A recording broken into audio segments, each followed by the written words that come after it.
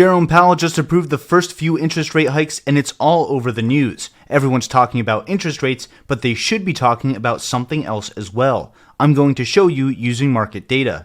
Then I'll explain what it means going forward and what I'm doing about it. Seriously, bookmark this video and let me know how wrong I am by the end of next year. Here's the bottom line up front. The stock market could be much more volatile in the second half of this year going into 2023 and make even less gains than we expect. Funds like ARK Invest's flagship innovation fund might stay pretty flat over that time period as well, and I'll show you that in the data too. Full disclaimer, I'm not a financial advisor, and this is not financial advice. My point in sharing this data with you is so that you can take a good hard look at your own investments and your own cash position before the next Fed meetings in May, June, and July. Then you can go do whatever you think is right for you. Your time is valuable, so let's get right into it. Let's start with what the Federal Reserve actually does. The Federal Reserve has two main goals: maximize employment and keep prices stable. Those seem like two totally different things, but they're actually two sides of the same coin. If everyone is employed and making good money, they want to buy goods and services with that money. In that case, there would be a lot more demand than supply, so prices increase. If unemployment gets too high, there's way more supply than demand, since people can't afford to buy goods and services without a stable income. I'm obviously oversimplifying here, but that's the basic connection between price stability and employment. So there's a sweet spot that the Fed is aiming for between keeping unemployment low enough and keeping prices stable enough. The Fed can't just go around hiring and firing people to bring balance to the force. That would actually be pretty scary. Instead, the way they balance unemployment and inflation is by adjusting prices and the supply of money. Let's talk about prices first. Specifically, the Federal Reserve just raised something called the federal funds rate, which is also called the overnight lending rate.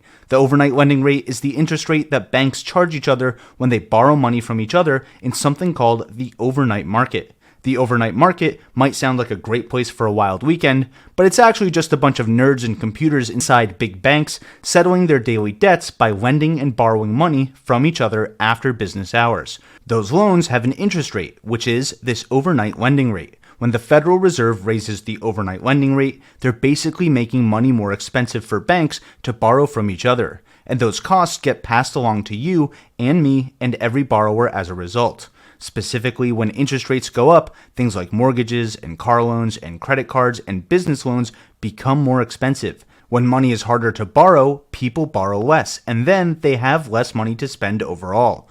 When that happens, demand goes down. And when money gets tight for a business, it has less money to pay people, which could cause unemployment to rise, but definitely means that people have less money to spend, which means demand goes down. That's the basics of how the Fed adjusting the overnight lending rate affects the prices of goods and services as well as unemployment. The Federal Reserve just raised this overnight lending rate by 25 basis points. A basis point is just 1/100 of a percent, so 25 basis points is 1/4 of a percent. Is that a lot? Is that not a lot? Here's a chart from the New York Times that shows what the overnight lending rate has been going back to 1970. Every gray region is a period where the Fed raised interest rates. If you want to know what the heck was going on in 1980, Google Federal Reserve Chairman Paul Volcker. It's a pretty interesting story. What we care about, though, on this chart is from March of 2020, where the Fed restored balance to the force by dropping the overnight lending rate down to zero, where it stayed until this past week. The Fed approved 6 more rate hikes this year as well, so by the end of the year, the overnight lending rate should be at least 175 basis points or 1.75%. It could be more if the Fed makes some of those raises 50 basis points instead of 25. I'll explain why I think this could happen in a few minutes. Let's look at something called the Fed dot plot next, which is provided with every FOMC meeting. FOMC stands for the Federal Open Market Committee, and the dot plot shows each Fed committee's official judgments on where interest rates should be by the end of the year. I'm showing you the one that they shared back in December of 2021, and then the updated one from this last meeting. Let me walk you through it. 3 months ago, the Fed projected around 3 rate hikes in 2022. Now they're projecting 7. Last year, 7 rate hikes was their projection for the end of 2023. Now that number is 11, which is about a 2.75% interest rate by the end of 2023. This is a crazy shift in the pace they plan on raising interest rates, which tells me they're very serious about keeping inflation in check.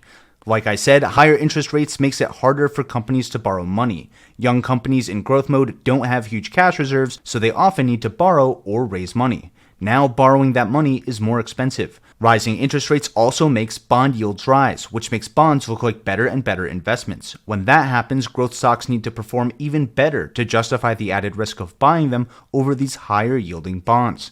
Now you understand the connection between interest rates, unemployment, inflation, bond yields, and growth stocks.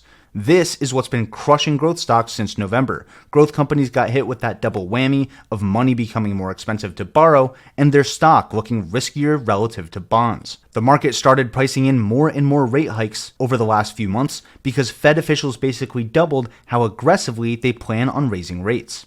As a result, growth stocks like the kind Cathie Wood and ARK Invest exclusively focus on got cut in more than half. Even if you believe strongly in the long-term performance of your portfolio, this is why it's so important to diversify into assets that can generate solid returns but don't correlate with the stock market. I actually spent a lot of time digging into a solution for this, and the partner for today's video is a great way to do just that. Masterworks.io is the only platform that lets you invest in physical, multi-million-dollar paintings without breaking the bank. According to a recent report by Citibank, fine art had the lowest correlation to the stock market of any major asset class. If an asset class is uncorrelated with another asset class, that simply means that they behave differently. And that's exactly what we're looking for, as news on inflation, interest rates, and reverse money printing will keep driving growth stocks down. Contemporary art pieces have almost tripled the returns of the S&P 500 from 1995 to 2020. That's way more than you thought, right? Another thing that I really like about Masterworks is that they're focused on the investment, not just the art. Their team of analysts use proprietary data to identify artists whose work would produce the best risk-adjusted returns. That's important. Then they acquire paintings by these artists, file the artwork with the SEC, and securitize it. That way, regular investors like us can go to Masterworks.io and buy shares of multi-million-dollar art just like we would buy stocks. Just a few weeks ago, they sold a painting by Albert Olin, returning almost 34% to investors after all costs and fees, and that painting was initially offered only in January of 2021. So I reached out to Masterworks, and they're letting my audience skip the waitlist and get VIP access to their latest offerings, including a newly acquired painting by Picasso. So I'll leave a link to that exclusive offer for you in the description below. Now that you basically have an economics degree, let me explain what's concerning me right now, what nobody is really talking about, and what could happen when everything I'm talking about comes together. The pandemic caused a lot of businesses to close up shop. Supply chain disruptions and business closures also greatly inflated prices over the last 2 years. That's what this chart is showing you here. These are year-over-year price changes, which means the actual cost of goods is actually up around 10% from 2 years ago.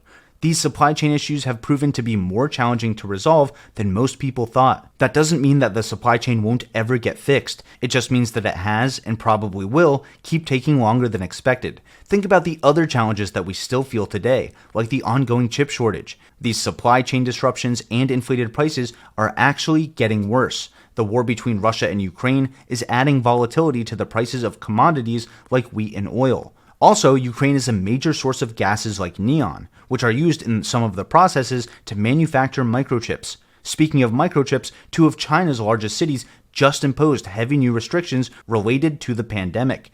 One of those Chinese cities being locked down is Shenzhen, which borders Hong Kong and is one of China's tech hubs for manufacturing electronics. It's also one of the largest ports in the world. Foxconn, one of Apple's suppliers in the city, had to halt operations due to the lockdown.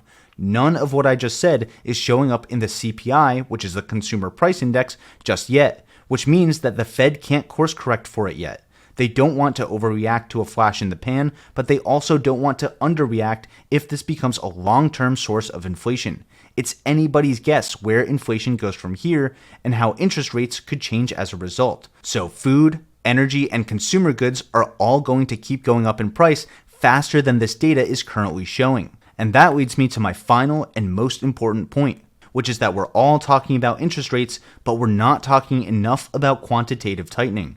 The money supply is the other thing that the Fed can control besides interest rates. If you don't know what quantitative easing is, it's this. Quantitative easing is actually where the Federal Reserve increases the money supply to encourage investing and borrowing by buying bonds on the open market. So, quantitative tightening is where the Federal Reserve decreases the money supply by selling those bonds back to the market and taking that money out of it. Jerome Powell said that more details about their quantitative tightening plan will be available in 3 weeks, but he pointed out that it'll look a lot like the last time the Fed did this, except it'll happen sooner in the process as well as faster. It could start as soon as their next meeting in May. So, let's look at what happened to the S&P 500 as the Fed increased and reduced the money supply over time. When the Federal Reserve adds money to the money supply, spending goes up. When spending on goods and services go up, companies do better. When spending on stocks goes up, stocks also do better. So in general, when there's more money, there's more spending. And when there's more spending, the stock market rises. When the money printer turns off, the market and the economy tend to flatten out for a while. Eventually, the economy and the stock market tend to strengthen, and the Fed can begin taking that money back out of the economy. That's what happened in 2013. They printed money until 2015 and then stopped. Then, 3 years later in 2018, they started quantitative tightening until the recession warnings and crashes in late 2019. Last time, they removed around $600 billion per year from the economy, or about $50 billion per month. We'll know more in a few weeks, but my guess is that this time it'll be closer to $80 billion per month. Last time, it took them 3 years to start quantitative tightening. This time, they're starting almost immediately after turning the money printer off. Now let's bring everything together all in one plot. Here's one more look at the data, but this time I overlaid the interest rate. Take a look at what happened to the S&P 500 when the interest rate rose to above 1% and the Fed was taking money out of the economy at the same time. That's what's going on between the dashed red lines. It basically moved completely sideways for 18 months. Not just sideways, it was incredibly volatile. From the start of 2018 to October of 2019, the baseline S&P 500 volatility index was 30% higher on average, 30. At its worst, it was 3 times more volatile. During that same period, the S&P 500 only returned around 10%, which is less than a 6% return per year. And during that same period, RK returned just 13%, hardly any better than the S&P 500. So from May through 2023, the Federal Reserve is going to raise interest rates twice as fast while taking the money out of the markets even faster through quantitative tightening. On this chart, that means a steeper upward line for interest rates and a steeper downward line for the federal balance sheet. And again, that plan doesn't account for the price inflations of the Russia-Ukraine war and the latest shutdowns in China. Comment below with what you think will happen to the S&P 500 as a result. Do you think it'll get even more volatile? What do you think the S&P's return will be once the Federal Reserve starts removing money from the market? I read all my comments and I'm excited to hear your thoughts, especially if you think I'm wrong. As for me, I expect the S&P 500 to get much more volatile and provide a lower average return than we may expect if we bought it today. Even though RK is way down from its peaks, they could also trade sideways during quantitative tightening. As the money supply gets smaller, our dollars literally become more valuable. That's why I think we should really be considering our cash positions and how we diversify outside of the stock market before quantitative tightening starts, which could be as early as May. Once that tightening stops, which I assume is sometime in 2023, that's when the market will stabilize and go on to make meaningfully bigger highs. If you like this kind of research and analysis, consider liking this video and subscribing to the channel with all notifications turned on. That way you'll be the first to know when I make sense of the Fed's plans and what they could mean for the market. And if you want more research like this right now, check out this video next. Either way, stay long, stay strong, and thanks for watching. Until next time, this is ticker symbol U. My name is Alex, reminding you that the best investment you can make is in you.